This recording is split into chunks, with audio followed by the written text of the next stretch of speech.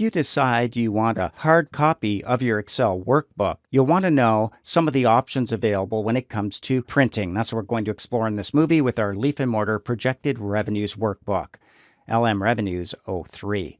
First, we'll go up to File and then down to Print. Select that, and you'll see some print options and a preview of what's about to be printed using the default set of options that are currently selected. You can see actually there are 2 pages.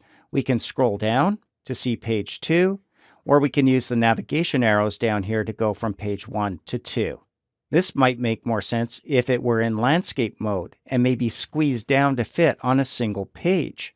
So over here on the left where we see the big print button, we're not ready to print quite yet. Down below is where you select your printer, and your options may vary from mine depending on the printer and type of printer you're working with. Down below you can see under settings we can choose active sheets, so only the sheets that we're currently working on, the entire workbook, which could have multiple sheets, or a selection. If we'd gone ahead and selected an area, we could actually print just that selection. We didn't. So we're going to leave it at active sheet, the sheet we were on, our one and only sheet in our current workbook. You can see printing one-sided is an option, collated.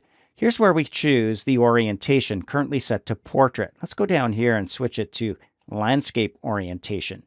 Now our preview looks a little bit better, still 2 pages and not quite fitting. So if we hit the arrow, you can see just November and December and our totals are not quite fitting on our first page. But as we scroll down a little bit further, we could change the paper size. For example, if we went to legal 8.5 by 14, I bet it would fit. And sure enough, it does.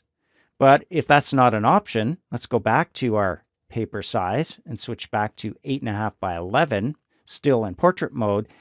Another way to make more room could be to change the margins, currently set to 0.7 on the left and right.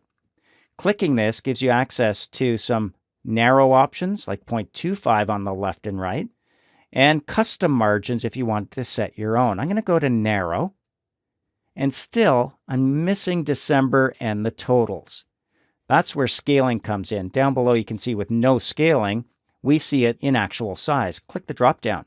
Here we have some fitting options. Fit sheet on one page.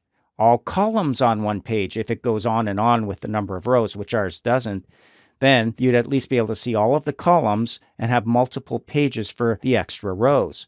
The opposite can be done as well, fitting all rows on a page as opposed to the columns. Let's fit this sheet all on one page. By clicking it, it's going to be scaled down ever so slightly to fit within our currently selected margins. That looks good. When you're ready, you click the print button to send it off to your printer with the number of copies you need. Hit the back button when you're done to return to your workbook. So, when you do need a hard copy of your workbook, remember there are a number of print options to help you make it fit properly on the type of paper and page you're working with.